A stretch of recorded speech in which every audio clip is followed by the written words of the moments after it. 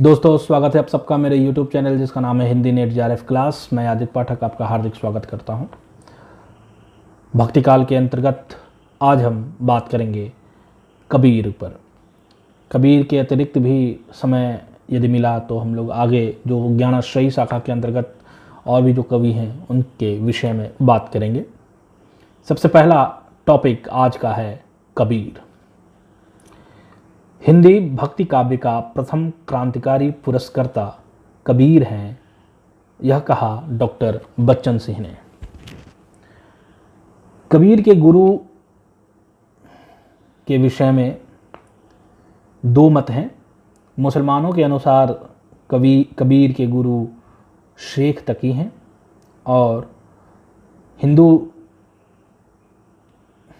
के मत में कबीर रामानंद के शिष्य थे। इनकी रचना यानी इनकी वाणियों का संग्रह, इनकी वाणी का संग्रह बीजक नाम से इनके शिष्य धर्मदास ने 1464 ईस्वी में किया था। यानी इन्होंने बहुत जगहों पर जा जाकर प्रवचन दिए, अपनी बात कही और उन प्रवचनों को एकत्र करके या जो उन्हें उपदेश देते थे, उपदेश में जो बातें कहते थे उसका संग्रह करके धर्मदास ने 1464 ईस्वी में बीजक नामक संग्रह निकाला। इस बीजक के 3 भाग थे या 3 भाग हैं: रामायणी, सबद, साखी। रामायणी चौपाई तथा दोहा में था, सबद गेय पद में है और साखी दोहा पद में है। कबीर की वचनावली की सबसे प्राचीन प्रति 1512 ईस्वी की लिखी है, यह रामचंद्र शुक्ल ने कहा है। कबीर की भाषा के विषय में विभिन्न विद्वानों ने विभिन्न प्रकार के मत दिए हैं। श्याम सुंदर दास ने कहा कि इनकी भाषा को इन्होंने, श्याम सुंदर दास ने, पंचमेल खिचड़ी कहा।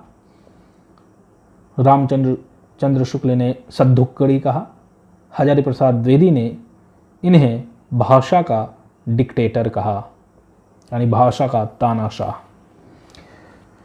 कबीर की वाणी का सबसे पुराना नमूना गुरु ग्रंथ साहिब में मिलता है।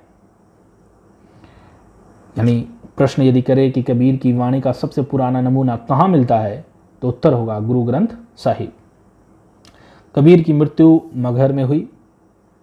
इनकी पत्नी का नाम लोई था, पुत्र का नाम कमाल था और पुत्री का नाम कमाली था। जब इनकी मृत्यु हुई तो इनके उत्तराधिकारी हुए कमाल, जो इनके पुत्र थे, और धर्मदास, जो इनके शिष्य थे। आईने अकबरी एक रचना है जिसके रचनाकार हैं अबुल फजल। इस आईने अकबरी नामक रचना में कबीर का परिचय मुवाहिद कहकर दिया गया है। यानी आईने अकबरी में अबुल फजल ने कबीर का परिचय मुवाहिद नाम से किया है।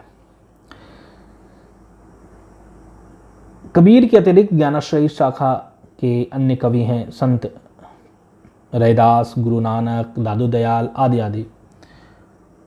तो सबसे पहले रैदास आते हैं। रैदास के गुरु का नाम रामानंद था। कबीर के समकालीन थे, मीराबाई के गुरु थे और इनके ग्रंथ रैदास की बानी और रविदास के पद के नाम से हैं। 40 पद इनके ऐसे हैं जो गुरु ग्रंथ साहिब में संकलित हैं। यानी इनके गुरु रामानंद हुए, कबीर के समकालीन थे और मीराबाई के ये गुरु थे। ग्रंथ इन्होंने रैदास की बानी और रविदास के पद लिखे। 40 पद ऐसे हैं जो गुरु ग्रंथ साहिब में संकलित हैं। इसके बाद आते हैं गुरु नानक, सिख संप्रदाय के प्रवर्तक आचार्य हैं। इनकी पत्नी का नाम सुलक्षणी, पुत्र श्रीचंद और लक्ष्मीचंद्र। इनकी रचनाएं हैं जपूजी आसादीबार, रहीरा, सोहिला, फिर नसीहतनामा भी एक रचना है।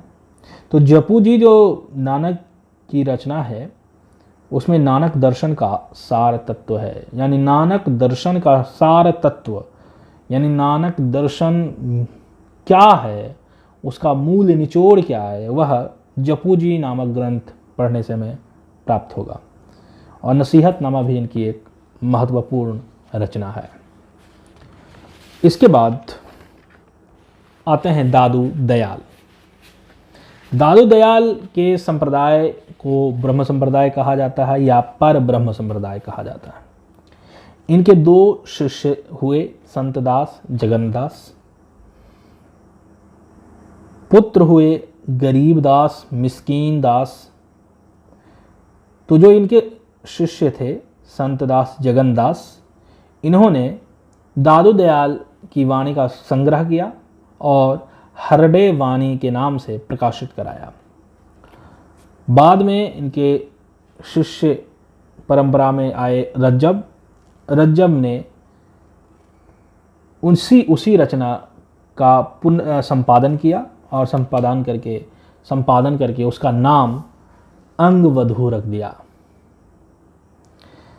इसके बाद आते हैं कवि सुंदरदास, यानी ज्ञानाश्रयी शाखा के अंतर्गत सबसे ज़्यादा पढ़े लिखे और विद्वान सुंदरदास ही थे। निर्गुण संत कवियों में सर्वाधिक शास्त्रज्ञ और सुशिक्षित इनकी एक रचना का नाम है सुंदर विलास। इसके बाद आते हैं मलूकदास, ज्ञानबोध और रामावतार लीला। इनकी दो प्रसिद्ध रचनाएं हैं। इनकी रचनाओं की संख्या बहुत सारी है, लेकिन ज्ञानबोध और रामावतार लीला ये दो प्रसिद्ध हैं। इसके बाद आते हैं कवि जगजीवन दास। इनकी 3 रचनाएं हैं, ज्ञान प्रकाश, महाप्रलय, पथ ग्रंथ। ये 3 रचनाएं जगजीवन दास की हैं। एक कवि हैं बाबा लाल। बाबा लाल असरारे मार्फत नामक पुस्तक लिखी। इस असरारे मार्फत नामक पुस्तक में बाबा लाल और दारा शिकोह के बीच का वार्तालाप संकलित है। असरारे मार्फत के अलावा इन्होंने एक और ग्रंथ का नाम नादिरुन निकात है। नादिरुन निकात यह इनके विचारों का संग्रह है, यानी इस रचना में इन्होंने अपने विचार प्रकट किए हैं, यानी इनके विचारों का संग्रह इस ग्रंथ में मिलता है। निर्गुण काव्यधारा में एक महिला संत साधिका हुई जिनका नाम है बावरी साहिबा। अक्षर अनन्य छत्रसाल के गुरु थे। ये भी एक कवि हुए। अक्षर अनन्य एक छत्रसाल के गुरु थे। रज्जब भी एक कवि हैं जिनका नाम रज्जब अली खां है। एक कवि हैं शेख फरीद। इनके कई नाम हैं, शाह ब्रह्म, इब्राहिम शाह और शंकरगंज। इसके बाद हमें एक चीज़ और जाननी होगी कि प्रमुख स्थल और उन स्थलों का संबंध किन कवियों से है। जैसे जंभनाथ का संबंध संभराथल से है, जो कि उनका समाधि स्थल है।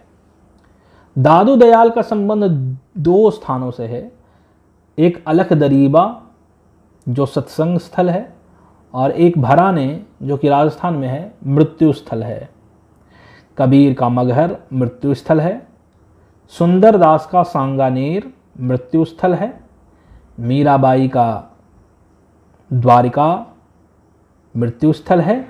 और बाबा लाल का शैल जो कि बड़ौदा में है, इसका संबंध बाबा लाल कवि से है।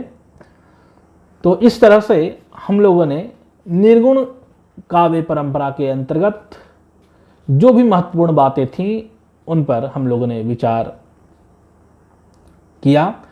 और इसके अतिरिक्त इसमें महत्वपूर्ण बातें सिर्फ आती हैं पंक्तियाँ कि विभिन्न विद्वानों ने इन कवियों के विषय में क्या क्या कहा, या विभिन्न ये जो कवि ज्ञानाश्रयी शाखा में आते हैं इनकी महत्वपूर्ण पंक्तियाँ क्या हैं।